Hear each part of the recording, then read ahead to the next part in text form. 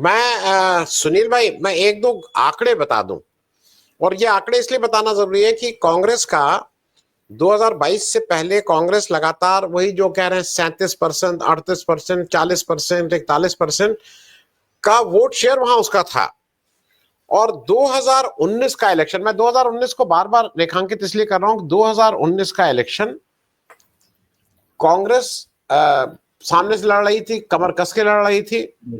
और उसमें 182 सीटें हैं गुजरात में, 92 सीट, 92 सीट अगर हैं तब आपका बहुमत होगा।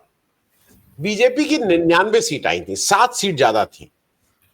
और कांग्रेस की 77 सीट आई थी। जनरल साहब यहां हैं, he will correct me if I am wrong. जो मेरे पास पिटिशंस हैं, 19 इलेक्शन पिटीशन हुई थी, 19 इलेक्शन पिटीशन, जिसमें से 2 कांग्रेस की थी, बाकी बीजेपी के अगेंस्ट थी। उसमें से 2 इलेक्शन पिटीशन पे निर्णय भी आया। और निर्णय आया कि उन लोग के इलेक्शन, बीजेपी के वो मंत्री जी थे, उनका इलेक्शन निरस्त किया गया। लेकिन टेक्नोलॉजी तब तक बन चुकी थी, सेंटर में सरकार बीजेपी की थी। अब हम सब जान ही रहे हैं कि किस तरह से सुप्रीम कोर्ट काम करता है। एक मंत्री को जिसका इलेक्शन निरस्त था, उसके इलेक्शन, इस ऑर्डर को स्टे कर दिया गया। वो 5 साल मंत्री बना रहा और उन 19 इलेक्शन पिटीशन पे कोई कार्रवाई नहीं हुई। मतलब 5 साल हो जाएं तो इस इलेक्शन पिटीशन नाम के उसको रखने की क्या जरूरत है हमारे संविधान में? फिर इसको किनारे करके फेंक देना चाहिए। क्योंकि इलेक्शन पिटीशन तो इसलिए कि भाई इसमें कुछ हेरा फेरी हुई है, उसमें कुछ किया जाए। मैं ये बात सिर्फ इसलिए बता रहा हूं कि ये शायद उतना समझ में नहीं आ रहा था। आज सबको समझ में आ रहा है कि इलेक्शन कमीशन से लेके सारी बेईमानी आप तुले रहते हैं, जुडिशरी से लेके। अगर वो 18 वो इनकी सीटें कम हो जाती हैं तो 99 से गिर के वो 71 पे आ गए होते। और 71 से, ये 99 से गिर के, माफ कीजिएगा, 81 पे आ गए होते। और 81 से 92 का सफर के बीच में 11 सीटें थी। मेरा ये मानना है कि ये कुछ भी कह लें, अहमद पटेल जो सबसे बड़े स्ट्रेटेजिस्ट माने जाते थे, चाणक्य बोलते थे अपने को, उनको बचाने के लिए आना पड़ा डीके शिव कुमार को। राज्यसभा के में वो अपने लोगों को नहीं साथ रख पाए थे, जबकि सारा पैसे का उन्हीं के पास रहता था मामला।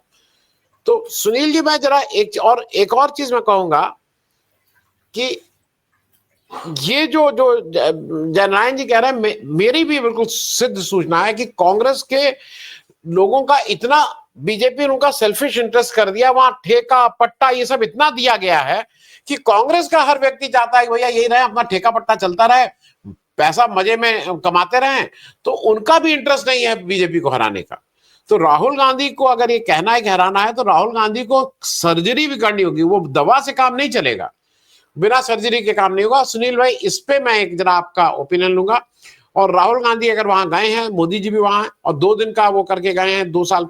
और अगर राहुल गांधी का अभी तक तो भाई उनका ये रहा है रिकॉर्ड कि अगर उन्होंने कुछ कहा है तो डिलीवर किया है। सरकार ना माने वो अलग बात है, लेकिन अभी तक तो वो अपनी बात पे खरे उतरे हैं। सुनील जी, इस ओवरऑल उसमें गुजरात में कोई संभावना दिखती है आपको?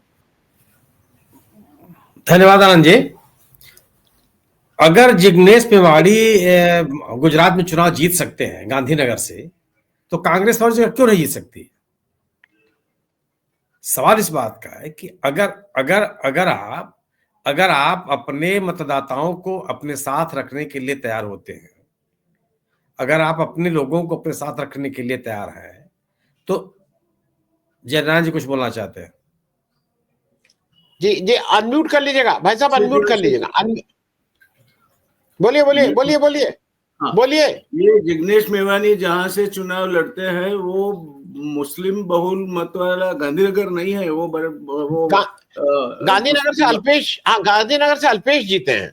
अल्पेश तो वो भाजपा से जीता है, कांग्रेस से नहीं। हाँ, भाजपा से जीता। हाँ, भाजपा से मतलब मेरे ठाकुर कम्युनिटी के गांव है, गांव है, घर है। जननारायण जी, उस कंस्टिट्यूएंसी से मैं परिचित हूं। मेरा ये कहने का मतलब कि सवाल है ना कि केवल एक समुदाय कोड से आप नहीं जीत सकते हैं।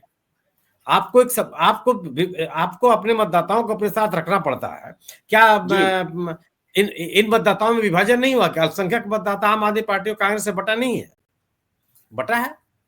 लेकिन है क्या कि कांग्रेस के जितने बड़े नेताओं को कांग्रेस हाईकमान ने तैयार किया, वो टूट के बीजेपी में चले गए, या एक जो संघर्ष का रास्ता उनको अख्तियार करना चाहिए था वो किसी ने अख्तियार नहीं किया। गुजरात सरकार के खिलाफ या बीजेपी के सरकार के खिलाफ जिस आक्रामकता के साथ राहुल गांधी खड़े हैं, वो आक्रामकता गुजरात कांग्रेस में नहीं दिखाई पड़ती।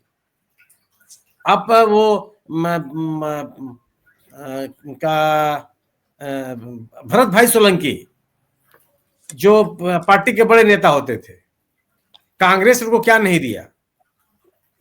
सवाल इस बात का है कि अगर आप अपने संगठन को मजबूत नहीं करेंगे, ऐसा नहीं है कि भारतीय जनता पार्टी सरकार से असहमत लोग नहीं है। हालांकि मैं भी आपको बताऊं आनंद जी, मुझे आश्चर्य होता है, मैं इस कुंभ में कम से कम 50 गुजराती परिवारों से मिला हूं, कम से कम। मैं ये आपसे कहूं कि एक आदमी भी बीजेपी के खिलाफ नहीं था उसमें। ये मेरे लिए मतलब, जो तमाम चीजों से असहमत है, वो महंगाई से परेशान है, वो बेरोजगारी से परेशान है, वो जो हेल्थ का बढ़ती हुई कीमत है उससे परेशान है, लेकिन जो ध्रुवीकरण की राजनीति है उससे पूरी तरह से प्रभावित है, पूरी तरह से उसके कारण से खड़े हैं। कोई मतलब, मैं बात करते समय जब आप उनसे बात करेंगे तो उनके पास ढेर सारी चीजों का जवाब नहीं है। भाई आप गुजरात में बीजेपी का समर्थन क्यों कर रहे हैं? बस कर रहे हैं भाई, आपकी कोई अर्थव्यवस्था बहुत अच्छी हो गई, व्यापार आपका बहुत बढ़िया हो गया, ये रोजगार के अच्छे अवसर बन गए, हेल्थ सेक्टर में बहुत बढ़िया काम होने लगा, एजुकेशन बहुत बेहतर हो गया, क्यों आप उनके साथ खड़े हैं? आपका किसान बहुत अच्छी स्थिति में है, लेकिन नहीं। और वह केवल क्या है कि भारतीय जनता पार्टी जो नैरेटिव बना रही है उसको काउंटर करने की जो राजनीतिक कोशिश होनी चाहिए वो नहीं है। वो और राजनीतिक स्तर पे ही आप कर सकते हैं।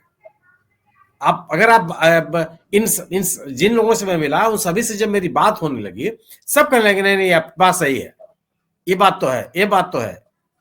आप संवाद तो कायम कीजिए। छोटे छोटे जो आक्रामकता राहुल गांधी ने अपनाई, जो उस आक्रामकता के साथ तो पूरे गुजरात कांग्रेस को खड़ा होना चाहिए, लेकिन ये नहीं हुआ। और भारतीय जनता पार्टी अपने संगठन को और अपने जनाधार को बढ़ाने के साथ साथ कांग्रेस को कमजोर करने की राजनीति करती रही है। जिस किसी इलाके में कांग्रेस का बड़ा नेता उसको अपने साथ ले लिया। आप जो आदिवासी बहुल इलाके हैं जहां पे कांग्रेस बड़ी मजबूत स्थिति में रहती थी, वहां के जो प्रमुख नेता थे उनको तोड़ के अपने साथ ले आई। बीजेपी ने कांग्रेस को कमजोर करने के लिए कोई प्रयास छोड़े नहीं है, सब प्रयास करती रही है वो। और जहां भी बड़े मुद्दे खड़े हुए उन मुद्दों में वो कांग्रेस के जिन नेताओं ने उसको खड़ा करने की कोशिश की, उनको कमजोर करने का प्रयास किया। केवल यह है कि मैं जिग्नेश मेवाणी का नाम इसीलिए लिया कि एक ऐसा नेता जिसने तमाम विरोध के बावजूद, तमाम उसको कमजोर करने की तो कोशिशों के बावजूद अपने साथ ले लेने को, जो पटेल आंदोलन के नेता थे, क्या हुआ उनके साथ? हार्दिक पटेल, मैं नाम नहीं लेना चाहता था, आपने ले लिया। आखिर वो सब कुछ उनको पॉपुलरिटी, उनको लोकप्रियता, एक पहचान सब कांग्रेस ने अपने मन से दिया। बड़ा आंदोलन करने के लिए उतरे हुए थे वो। क्या हुआ? आज जाके बीजेपी के साथ खड़े हो गए और बीजेपी का गुणगान कर रहे हैं। ऐसा नहीं है कि वहां जाकर के कोई पहली पंक्ति के नेता है, बैठना पिछली लाइन में है। कोई नीति निर्णय में भी या राजनीतिक निर्णय में भी कोई बहुत भागीदारी नहीं है, लेकिन वह एक नैरेटिव बनाने में बीजेपी सफल हो जाती है वहां, और लगातार कोशिश करती रहती है वो कि वो कांग्रेस कमजोर है। भारतीय जनता पार्टी को राजनीतिक स्तर पे अगर कांग्रेस मुकाबला करने की कोशिश करेगी, हाँ ये भी सही है, मैं जनार्दन जी की बात से सहमत हूं कि सामूहिक प्रयास की आवश्यकता है। आम आदमी पार्टी और कांग्रेस दोनों अलग अलग चलेंगे तो एक माहौल तो बनेगा, लेकिन इलेक्टोरल पॉलिटिक्स से बीजेपी की स्थिति बेहतर हो जाएगी। मैंने जो विधानसभा के चुनाव में जो स्थितियां बनी वहां गुजरात में, उससे कम से कम कई आधा दर्जन संसदीय क्षेत्र ऐसे थे जहां पे बीजेपी कमजोर थी। अगर आप विधानसभा चुनाव के परिणामों को अगर अपने सामने रखे, मत प्रतिशत किसको सामने रखिए तो, लेकिन अपने मतदाताओं को अपने साथ जोड़े रखने की कोशिश के लिए बड़े राजनीतिक प्रयास करने पड़ते हैं, और वह राजनीतिक सक्रियता कम से कम गुजरात में दिखाई नहीं पड़ती। संगठन को मजबूत करने की आवश्यकता है, और ऐसे कई कारक हैं कि आप लोगों को बीजेपी से तोड़ करके अपने साथ ला सकते हैं। गुजरात राज्य में ऐसे लोगों की संख्या बहुत है जो सांप्रदायिकता की राजनीति से उभे हुए हैं। बहुत ऐसे सारे लोग हैं जो गवर्नेंस के इश्यूज पर कांग्रेस से बीजेपी से संतुष्ट है, लेकिन विकल्पहीनता के नाते ये भी स्थिति बनती है, विकल्पहीनता के नाते बीजेपी के साथ चले जाते हैं। अगर जिसकी बात राहुल गांधी ने कही थी लोकसभा में कि इंडिया दल समूह का मतलब केवल कांग्रेस नहीं, जो भी छोटी मोटी राजनीतिक ताकतें हैं उन ताकतों को लेकर के अगर आप प्रयास करेंगे तो इसमें कोई ऐसी स्थिति नहीं है कि एकदम अपराजय स्थिति है बीजेपी।